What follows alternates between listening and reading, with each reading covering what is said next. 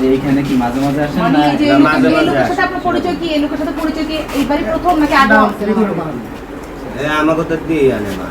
আনেন? হ্যাঁ। তাহলে আপনি ওনার মাধ্যমেই আনেন? তার ভিতরে সুন্দরম চাহিদা, এই জন্য আমি ওই যে বরিশাল যে আমাদের যে পুরোনো যে ড্রাইভার ছিল তাই বলছে আমার কিছু তেল সংগ্রহ করে দেন। আচ্ছা। তা আপনি সবার আগে এটা একটা কথা উত্তর দেন যে আপনি যে এখানে যে তেল এনে যে রাখতেছেন এটা কোনো অনুমতি আছে কিনা? ম্যাডাম আমার এখানে একটা যে ফায়ার সার্ভিসের লোক আছে, এরা একটা লাইসেন্স করে দিচ্ছে আছে বলে আমি বাসার নিচে রাখতে পারবো কিনা সেটার আগে বলেন। এই সিজন বাদ দেন, সারা বছরে আপনি রাখার জন্য অনুমতি না থাকলে সেটা আপনি কেন করবেন, সেটা একটা প্রশ্ন উত্তর দেন।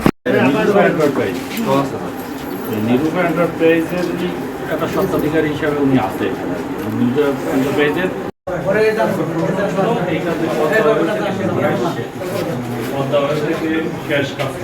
থেকে আপনি এখানে রাখার জন্য আপনার অনুমতি দেওয়া হয়েছে? ওনার চাওয়াটা হলো আসলে যেহেতু গ্রামের লোকের চাহিদাটা বেশি, এই হিসাবে উনি ডিজেলটা মূলত, পেট্রোল না ডিজেল, এই উনি ডিজেলটা উনি মূলত আসলে বেশি যেটা আনছে, এটা ওনার সাথে কথা বলতে। কতটুকু আনছে আজকে? 7,000 লিটার। 7,000 লিটার। কত টাকা দিয়ে আনলেন টোটাল? বললাম 7 লাখ, অ্যারাউন্ড 7,000 লিটার, 7 লাখ টাকা। এটা শুনে নিছেন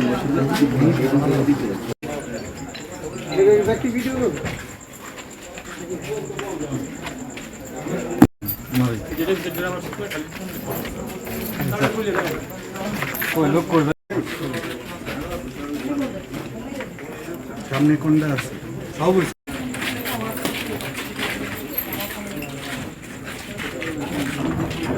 এখানে নাকি এটা কিভাবে আসলো?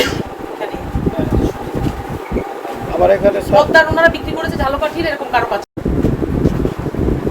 এই আইন অনুসারে কি আপনাকে কিন্তু 6 মাসের কারাদণ্ড হওয়ার কথা। পদ্মা ডিপোর থেকে তিনি এনেছেন বরিশালে, সেই জায়গা থেকে, এবং আমার স্লিপে লেখা আছে এটা যাওয়ার কথা ঝালকাঠিতে। তো সেই ঝালকাঠিতে না গিয়ে সেটা গাড়িটা এখানে আসলো। তো তার উত্তর আমরা যখন জানতে চাইলাম, তো তিনি বললেন যে দেশে যেহেতু সংকট চলছে, আমি চেয়েছি যে মানুষকে, এখানে এলাকার মানুষকে পারপাস যাতে সার্ভ হয়, এই জন্য আমি কথা বলে একটু এটা আমি আমার কাছে সংরক্ষণ করেছি আর কি এনে। আরএফএল এসডব্লিউআর পাইপই মাপে যা বলে তাই দেয়। RFL SWR pipe and fittings.